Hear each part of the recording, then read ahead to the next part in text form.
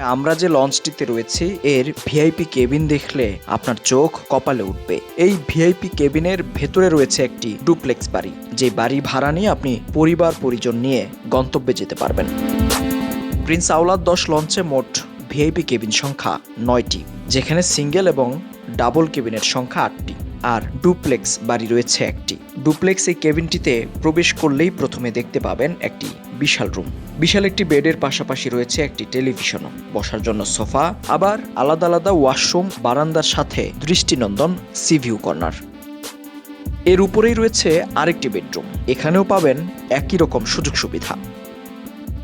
মূলত 4 জন থাকার নিয়ম রয়েছে ডুপ্লেক্স বাড়িতে, তবে চাইলেও এর বেশি মানুষজন নিয়ে এখানে থাকতে পারবেন। এখন আমরা যে জায়গায় আছি এইটাই হচ্ছে আমাদের এই লঞ্চের সবচেয়ে ভিআইপি, যেটা এই জায়গায় আমরা এখন আছি। ডুপ্লেক্স, এটা 2 বেড থাকে, উপরে একটা নিচে একটা। এর ভিতরে আপনি সুযোগ সুবিধা পাইতেছেন। এর ভিতরে একটা আপনার ফ্রিজ আছে পার্সোনাল, টিভি পার্সোনাল, এবার এসি আছে, তারপর ওয়াশরুম আছে, বেলকনি আছে, এগুলো পার্সোনাল।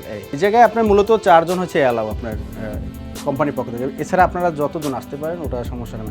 মানে অনেকে 10-12 জনও থাকে, আর 8 জনও থাকে, অনেক 4 জন থাকে, 2 জনও থাকে, এরকম। কিন্তু 4 জন অ্যালাউ, মানে কোম্পানির পক্ষ থেকে।